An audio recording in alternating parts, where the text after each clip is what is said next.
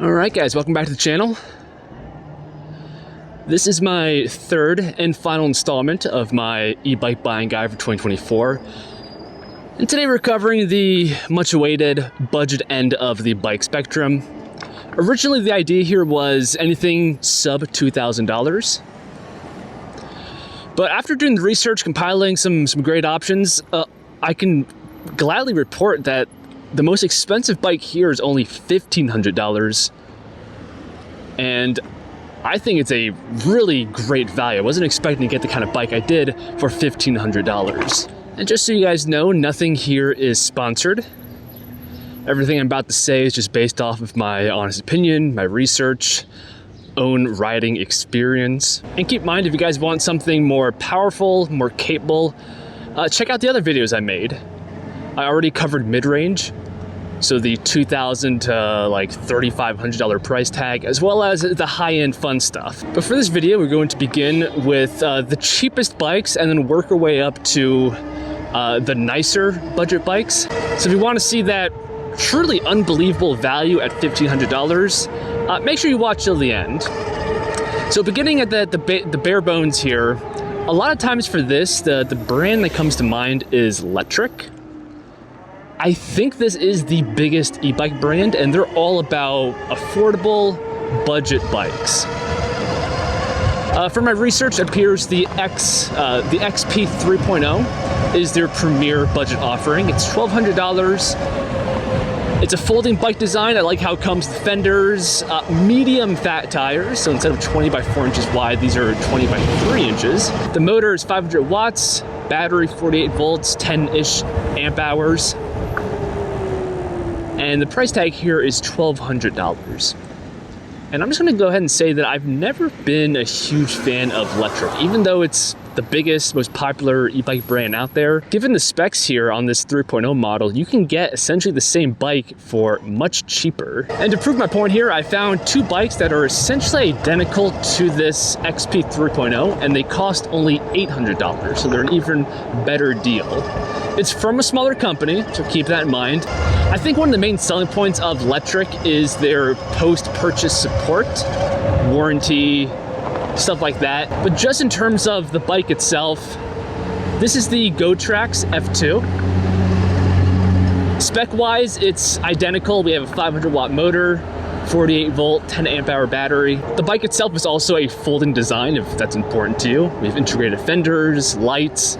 It's really the same bike, just minor differences. And same goes with this. This is from eBike, and you can see it's essentially the same thing for $800. So as somebody that's not sponsored to talk about any brand in particular, that's my honest opinion. Lectric, unless you really care about post-purchase support, which is something, to be honest, I've never really appreciated because I'm the kind of person that tinkers and immediately voids any warranty. So if you're somebody that's going to value and use warranty, then Lectric could still be a good deal. But if not, I think you do have better options, and I'll leave these bikes linked below the video. But okay, moving up in price in the opposite direction here, the $1,000 price level. For this, I'm convinced that this kind of bike right here is the best option. I say this kind of bike because lots of different brands sell it. It's more of like a platform versus a brand. It's a classic folding bike. They probably come from the same factory in China. And I personally reviewed this one from Jason, the X-Hunter, not too long ago. It cost just under $1,000, actually closer to $900. And I think these are a fantastic deal.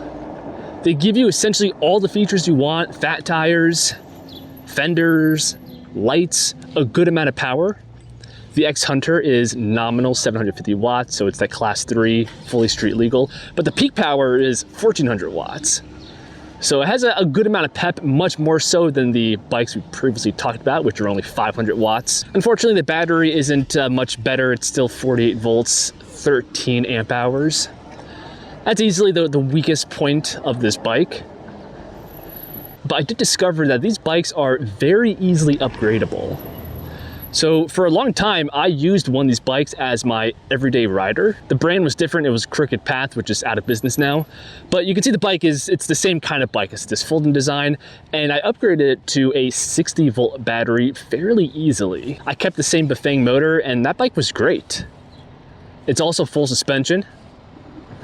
The stock suspension parts aren't high quality at this price, but the important thing is the frame is full suspension, and thus you could upgrade it later and get even better performance out of it. And that's exactly what I did, and I used that bike for over a year, and it was fantastic.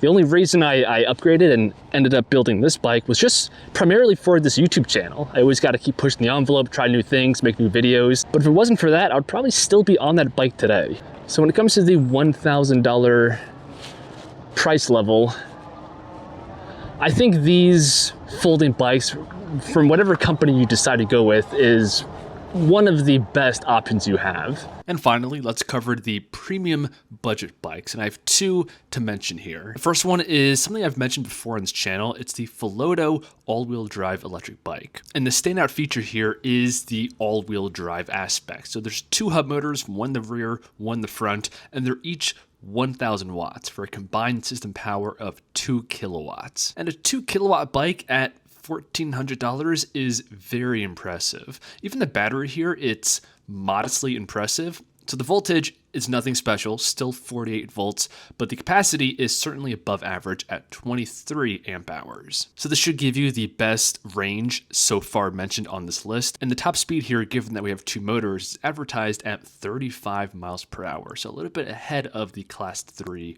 speed limit. So strictly in terms of spec per dollar, this thing is a fantastic value. And I love how you can get this on Amazon. Makes the buying process very convenient. But I will say the bike isn't absolutely perfect. So some things that I'm going to nitpick here is the aesthetics. The bike kind of looks DIY. It doesn't have like a dedicated e-bike look to it. It looks very much so like a regular mountain bike that has electric components strapped onto it. That's not inherently a bad thing, but I know a lot of people care about the aesthetics, and this thing just looks like a regular bike. And the other major knock here is the lack of rear suspension.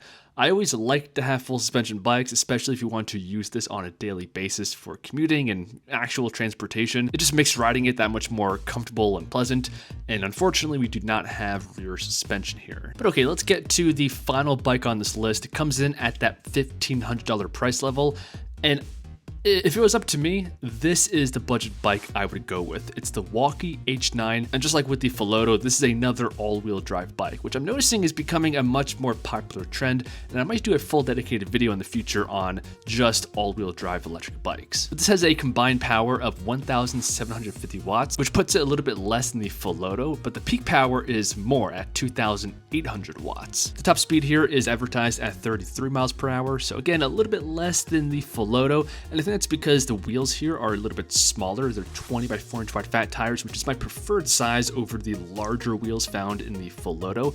It makes the bike just smaller and more nimble, something I prefer. But unlike with the Filoto, this has rear suspension, making this a full suspension bike. And the battery here is also very special. So it's still 48 volts.